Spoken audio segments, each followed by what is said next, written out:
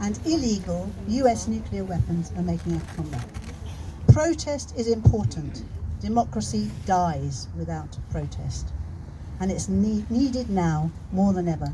So I'm urging you all to make preparations for sustained civil resistance against these crimes.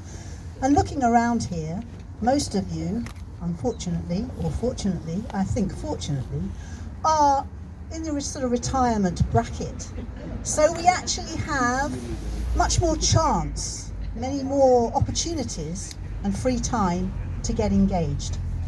Now, it's useful to remember and pay tribute to all the local people who spearheaded the protests here at Lakenheath. Remember that in all of these global struggles, it is the local people that bear the brunt of what's going on, and they also have to be engaged with the overall struggle. So I just want us to take a bit of time to remember a little bit about what succeeded in getting those US nuclear weapons removed in the first place. There were demonstrations, vigils, blockades and incursions into this space, amazing theatrical stunts by Theatre of War, and of course the intrepid Lakenheath Action Group, some of whom are still here with us here at this demonstration. And all of these were supported by Norwich, Cambridge, Peterborough, Suffolk, CND. And all of us now, hopefully, are getting ready for more actions, because we must never give up. To be depressed about what's going on now is to be part of the problem. We have to get over that, and we have never to give up. Now, I remember the Snowball Civil Disobedience campaign of the 1980s that took place at 42 different US bases around the UK and involved almost 2,500 arrests. Remember, we were called the aircraft carrier for the US. So, in 1986, there were protests here against the US bombing of Libya, which was an attempt to force regime change instead of negotiations, and which led to a bloody civil war, causing tremendous loss of life. The UK now continues its nightmare support for US aims of full spectrum dominance over all nations, and for NATO aggression, which is fueling more armed conflicts. In 1989, some of us cut into this space, and with the help of a retired policeman, remember policemen, you should be on our side, the people's side. So retired policeman John Bugg, he successfully challenged the illegal bylaws which were preventing people from going through the footpath. Many people also supported a 6-week fast here held at Lakenheath at the end of 1989. And the actions kept happening, like the citizens' inspections in 1998, which confirmed nuclear weapons were present. Because do you remember the neither confirm nor deny statements of the time, which we are now getting again? 2003 saw the start of the Iraq War and huge protests as shock and awe started. Lakenheath Action Group, along with Trident, Ploughshares and other groups, entered the base and sat on the runway. Some of them were then denied bail, so we couldn't continue the massive UK-wide protests. So many actions, including cycling on the runway, cutting more fences, and in 2006, people like Leslie Graham, who you just heard from, chaining herself to a cluster bomb store. It was all those frequent incursions by anti-nuclear activists that eventually led to the US removing its nukes due to the US admitting there was inadequate security. Cluster bombs are stored at Lakenheath, even though the UK has signed and ratified the Clusters Munition Convention. The US haven't signed it, of course, as international law is only for other nations to abide by.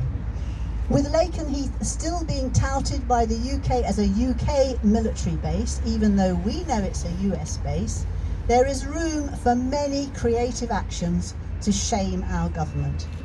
It is insane to be bringing nuclear weapons back into the UK under the control of the USA, and we need to be dismantling our own weapons of mass destruction. And we urgently need to be cooperating with every single nation on this fragile planet to stop runaway climate change. We have been warned in the last month that the world is on track for a temperature rise.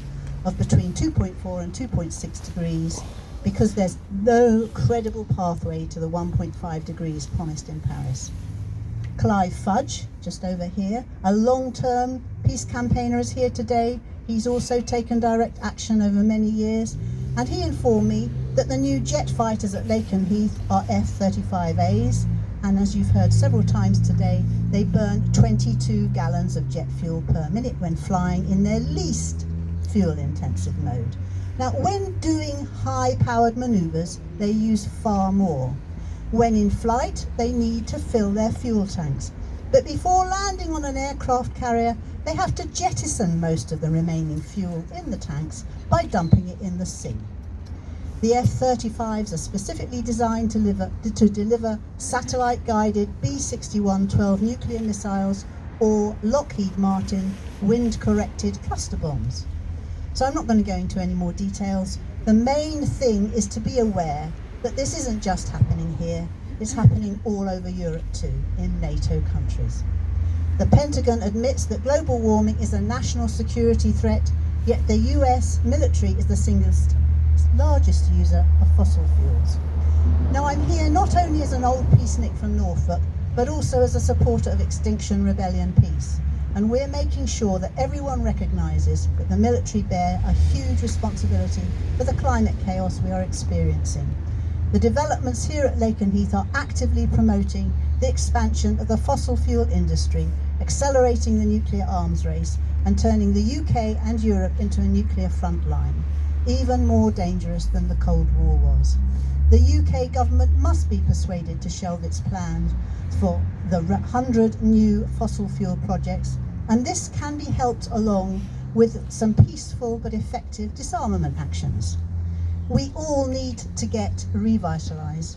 However young or old, let us recognise that the peace movement managed to get rid of cruise missiles, turfed the military out of Greenham Common, helped tear down the Iron Curtain, and we can get rid of US nukes as well as our own UK weapons of mass destruction.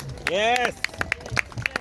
We can join with climate activists and environmentalists and demand the changes we need for a humane and peaceful world. So please find yourself friends and colleagues, organise yourselves into affinity groups and start the massive civil resistance that we need.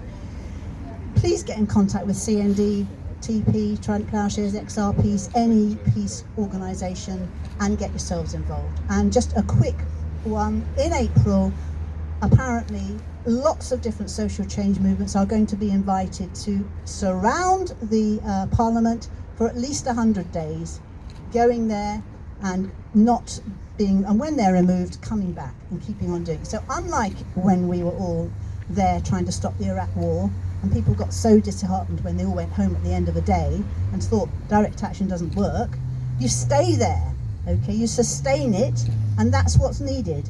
Nothing else is going to work in this country but protest and being there and staying there. So get organised.